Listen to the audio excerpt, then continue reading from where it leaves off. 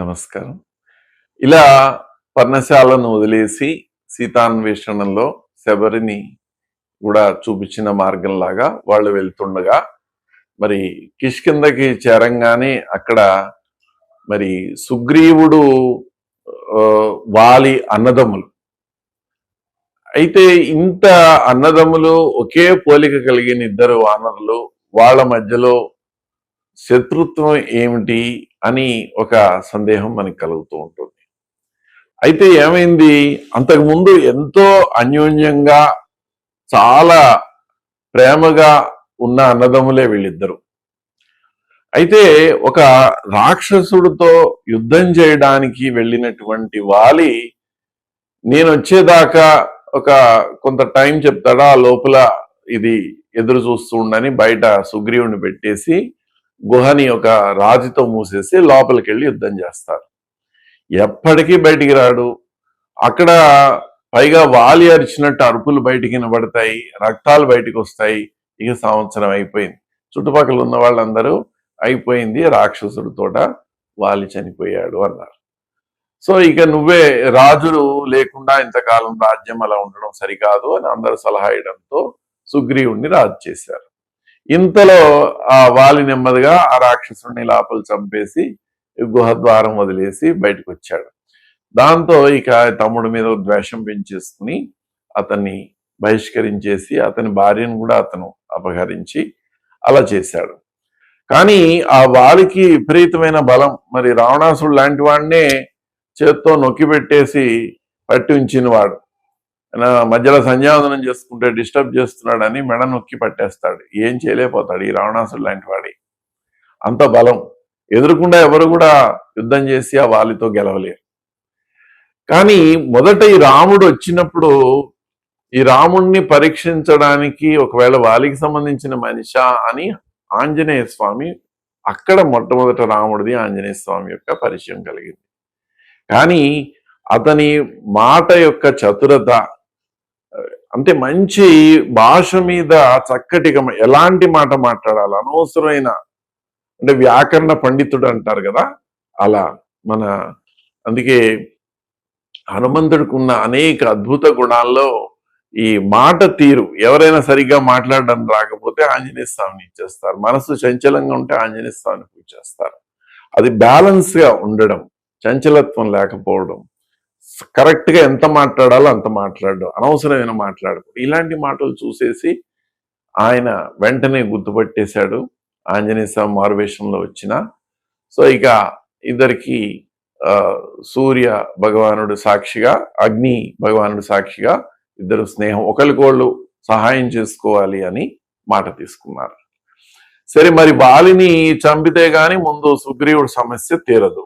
అప్పుడు రాముడు భార్య సీతాదేవిని వెతకడానికి వాళ్ళు ప్రయత్నాలు చేయగలరు. అయితే ఇంత లోపల ఇదివరకు సీతాదేవి పడేసిన నగల మూట దొరకడం అవన్నీ జరిగింది. సరే, అది మామూలు విషయం. మనం మిగతావి మాట్లాడుకుందాం. ఇక్కడ ఆ వాలిని దూరం నుంచి యుద్ధం చేస్తుండగా సుగ్రీవుడు వాలిని చంపాలన్నా మరి ఇద్దరు పోలికలు ఒకటే ఉండడంతో దండ వేసి మరి చంపుతారు. అది ముందు సుగ్రీవుడే నమ్మడు, నువ్వు చంపగలవా వాలిని అని. గొప్పగా 7 మద్ది చెట్లు ఒక వరుసలో ఉన్నాయి, నువ్వు దీన్ని కొట్టేస్తే నేను అప్పుడు నమ్ముతానంటాడు. ఒక్క బాణంతో అన్ని పడగొట్టి చూపిస్తాడు రాముడు. అయితే చివరికి సరే వాలిని కూడా సంహరించాడు. ఆ వాలి అడుగుతాడు, నువ్వేంటి అధర్మంగా చెట్టు సాటు నుంచి నన్ను కొట్టావు, అన్ని ధర్మం తెలిసిన వాడు, నీకు ఇది రైటా అంటే, నేను క్షత్రియ మహారాజు యొక్క కుమారుణ్ణి, నా రాజ్యం దీంట్లో ఎక్కడన్నా అధర్మం జరిగితే ఎదిరించాల్సిన బాధ్యత నాకుంది. రెండోది, నువ్వు వానర దీనికి కూడా సంబంధించిన వాడి కాబట్టి అలాంటి వేటాడే హక్కు కూడా ఉంది. తమ్ముడు భార్యను అపహరించావు, అది అధర్మం, అతన్ని పంపించావు కాబట్టి అధర్మంగా జరుగుతున్న దాన్ని సరిచేయాల్సిన ఇది కూడా ఉంది అని చెప్పాడు. సరే, మనకి తర్వాత కృష్ణావతారంలో చెప్తారు, ఇలాగా చెట్టు చాటు నుంచి చంపాడు కాబట్టే కావాలని శ్రీకృష్ణుడు మళ్ళీ ఈ వాలి ఒక వేటవాడిగా పుడితే అతని బాణంతో తగిలి చనిపోయాడు. కర్మ సిద్ధాంతాన్ని దేవుడు కూడా అనుసరిస్తాడు. అవతల వాళ్ళకి ఎగ్జాంపుల్గా చూపించడానికి తను కూడా చేస్తారు అన్నది కూడా మనం చదువుతాం భాగవతంలో దీనికి సంబంధించిన కనెక్షన్.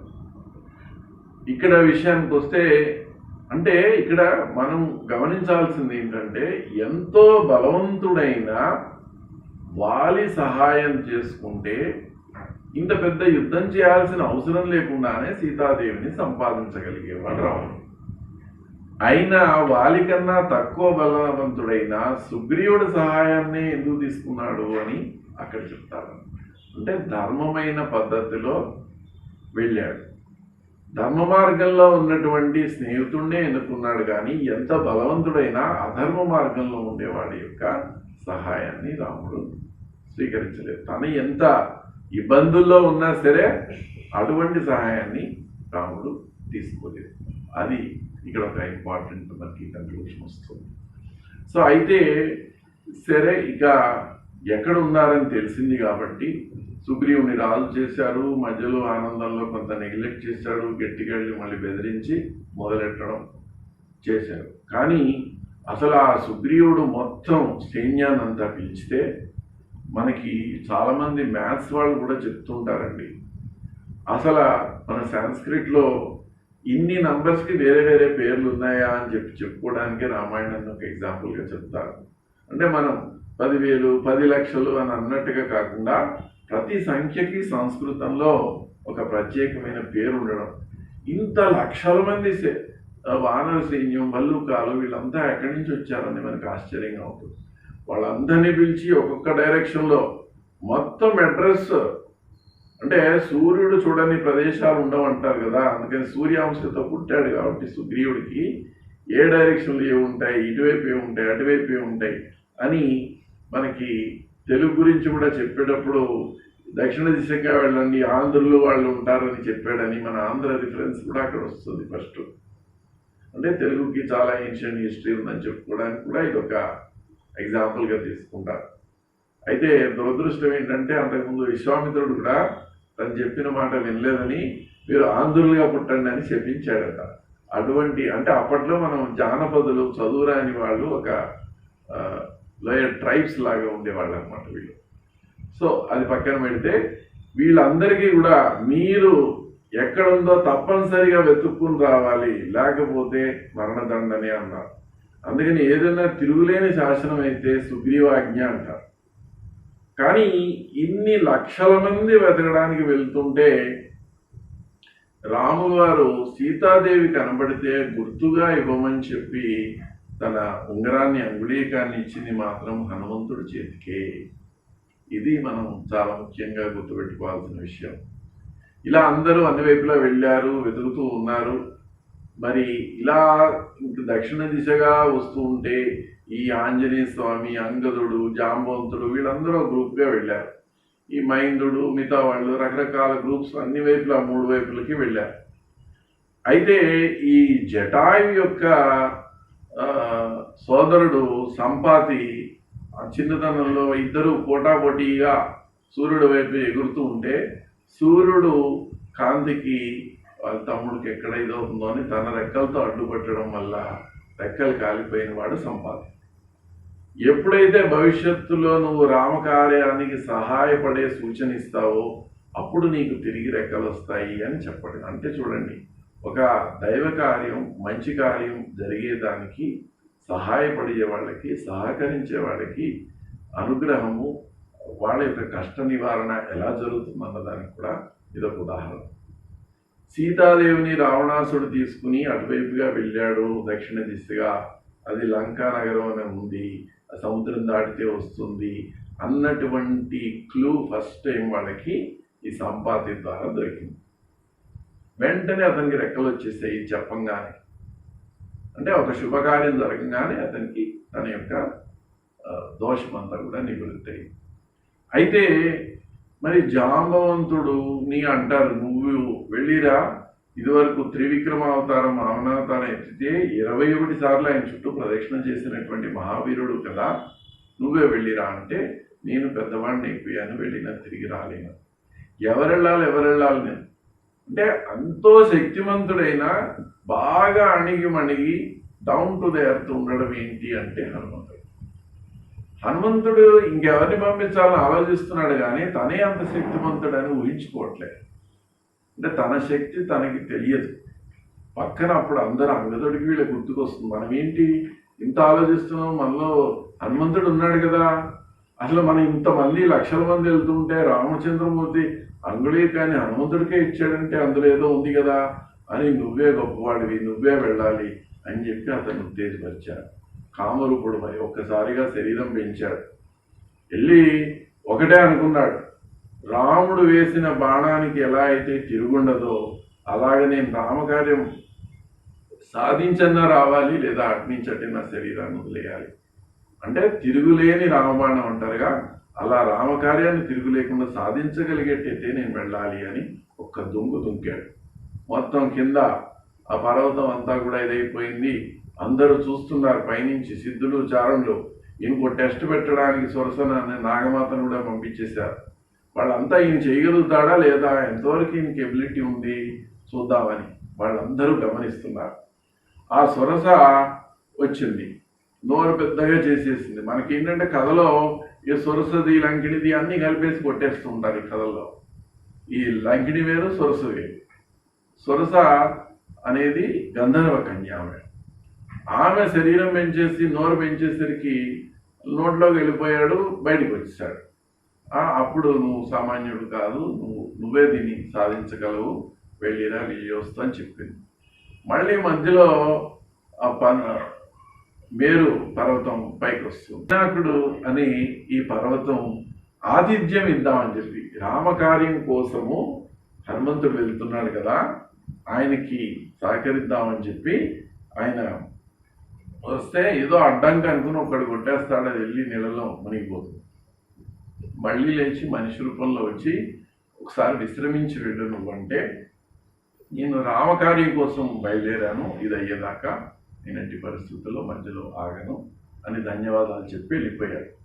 మరి అక్కడ కాపలా కాస్తున్న లంకిణిని కూడా ఆయన దెబ్బ కొట్టి, ఆయన ముందు ఏదో చూడడానికి ఊరెళ్తున్నానన్నా ఒప్పుకోదు, అయినా సరే ఆమె కూడా ఇదివరకు ఉంది, ఎవరైతే నిన్ను ఎదిరించి లోపలికి వెళ్తారో అప్పటితోటి లంక యొక్క నాశనం అక్కడితోటి స్టార్ట్ అని బ్రహ్మ దగ్గర వరం ఉంది.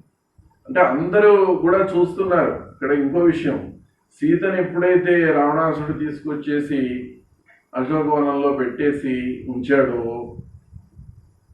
దేవతలు పైనుంచి ఒక పాయసం తీసుకొచ్చి ఇచ్చారని మనకి ఉందన్నమాట రామాయణంలో. అంటే ఆమె రాక్షస రాజ్యంలో ఉంటుంది. ఆ రాక్షసులు పెట్టే ఆహారం ఏది కూడా తీసుకోవడం ఇష్టం లేదు, తినదు.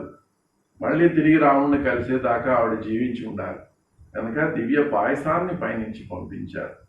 దాన్ని తీసుకుని ఆవిడ పేరుకి అశోకవనం, కానీ ఆవిడ ఉండేదంతా శోకవనంలోనే ఉంది, శోకంలో మునిగిపోయింది. అక్కడికి అంతా వెతికాడు, రకరకాలు ఈ పుష్పక విమానాన్ని చూశాడు. అసలు ఇదేంటి భూలోకమా లేకపోతే దేవలోకమా అనే అనుమానం వచ్చేంత వైభవాన్ని, ఈ రావణాసుడికి ఇంత వైభవం ఏంటి అని చెప్పి అందరినీ చూశాడు. మళ్ళీ తర్వాత అనుకున్నాడు, ఏంటి నేను అందరూ బ్రహ్మచారిని అయి ఉండి ఎలా పడితే అలా ఉన్న స్త్రీలని, భార్యాభర్తలు కలిసి ఉన్న వాళ్ళని అందరినీ చూశాను, మరి ఈ పాపం అంతా నాకు దక్కదా అని అనుకుని నేను సీతాదేవిని వెతకాలనే ఉద్దేశం తప్ప నాకు వేరే ఏ రకమైన ఇది లేదు కాబట్టి నాకు ఆ పాపం అండుకుంటు కాక అనుకుంటూ ఉన్నాడు. ఇలా నేను సీతాదేవిని వెతకలేకపోతే రాముడు, మరి సీతాదేవి లేదని రాముడు జీవించడు, రాముడు లేకపోతే లక్ష్మణుడు జీవించడు, వీళ్ళు లేకపోతే అక్కడ వాళ్ళ సుగ్రీవుడు వీళ్ళందరూ కూడా ఇదవుతారు, ఇంతమంది మరణానికి కారణం నేనే అవుతాను కాబట్టి నేనే చనిపోతే బెటరు, సీతాదేవిని కనుక్కోలేకపోతే అనుకుంటాడు.